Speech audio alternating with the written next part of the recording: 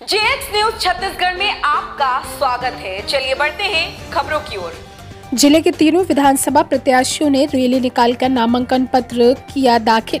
पामगढ़ विधानसभा से शेषराज हरबंश ने भरा नामांकन पत्र। जांजगीर जिले के तीनों विधानसभा प्रत्याशियों ने आज नामांकन रैली निकालकर नामांकन पत्र जमा किए। पामगढ़ विधानसभा क्रमांक 38 से कांग्रेस के अधिकृत प्रत्याशी श्रीमती शेषराज हरबंश ने आज माता सबरी की भूमि में उनका आशीर्वाद लेकर आराध्य भगवान श्री रामचंद्र जी, सीता माता, बजरंगबली एवं पामगढ़ के गुरुद्वारे में माथा टेककर आशीर्वाद प्राप्त किया। नामांकन पत्र जमा करने से पहले पामगढ़ में चुनाव कार्यालय से अंबेडकर चौक तक रैली निकालकर कार्यकर्ताओं के साथ जांजगीर के लिए रवाना हुए। जिला मुख्यालय जांजगीर में गायत्री मंदिर नेला से कचहरी चौक तक जिले के तीनों विधानसभा क्षेत्र जांजगीर चांपा, अकलतरा और पामगढ़ के अधिकृत प्रत्याशी राघवेंद्र कुमार सिंह, व्यास कश्यप और श्रीमती शेषराज हरबंश द्वारा संयुक्त रूप से जिले के सभी वरिष्ठ व प्रमुख नेताओं की उपस्थिति में नामांकन पत्र जमा करने के लिए बाजे गाजे के साथ भव्य रैली निकाली गई।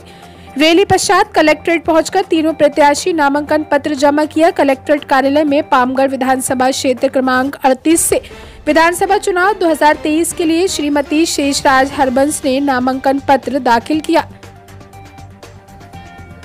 जांजगीर चांपा छत्तीसगढ़ से दीपक यादव की रिपोर्ट।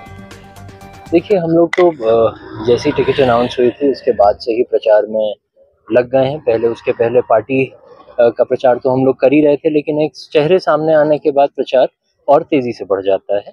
और अब जैसे अब नामांकन हो गया है तो अब युद्ध स्तर पर 15 दिन प्रचार प्रसार और लोगों के बीच जाना, जनता का आशीर्वाद मांगना लगा रहेगा।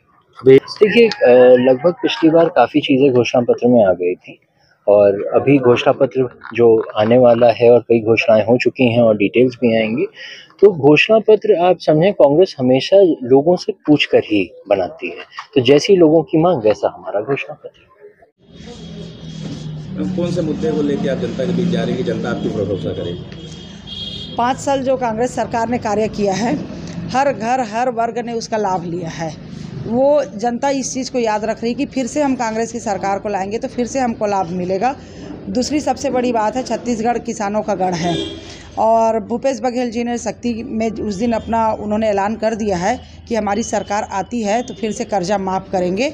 और ये किसानों के लिए बहुत बड़ी खुशी की बात है, क्योंकि पहले जब भारतीय जनता पार्टी की सरकार हुआ करती थी तो हमारे किसान भाई लोग कर्ज के बोझ तले दब के कई लोग सुसाइड अटेम्प्ट करते थे और कई लोग अपने आप को बचा नहीं पाते थे, ख़त्म भी हो जाते थे और वो परिवार प्रताड़ित होता था, पर परिवार सर्वाइव करता था।